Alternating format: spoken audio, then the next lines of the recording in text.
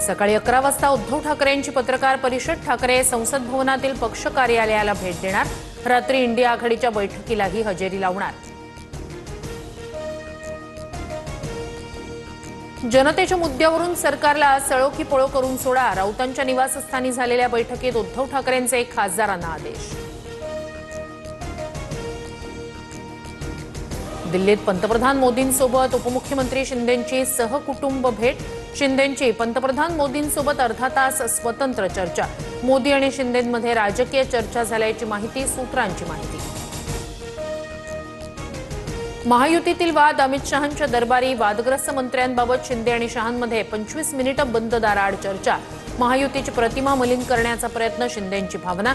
तर शहा लवकरच घटक पक्षांशी चर्चा करणार, सूत्रांची माहिती। आज मुंबई उच्च न्यायालयात कबूतरखान्याशी संबंधित रिट याचिकेवर सुनावणी। सकाळी 10:30 वाजता सुनावणी पार पडणार।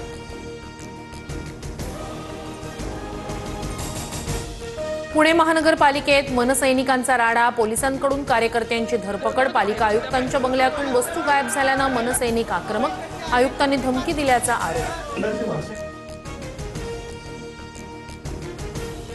यवतच्या पोलीस ठाण्यात ग्रामस्थांच्या उपस्थितीत शांतता बैठकीचं आयोजन। यवतमध्ये सकाळी 6 ते 11 दरम्यान जमावबंदीत शिथिलता। डोनाल्ड ट्रम्प यांनी भारतावर एकूण 50% टॅरिफ लावला। भारतावर 25% अतिरिक्त टॅरिफ लावण्याच्या अध्यादेशावर ट्रम्प यांची स्वाक्षरी। रशियाकडून तेल खरेदीला ट्रम्प यांचा आक्षेप।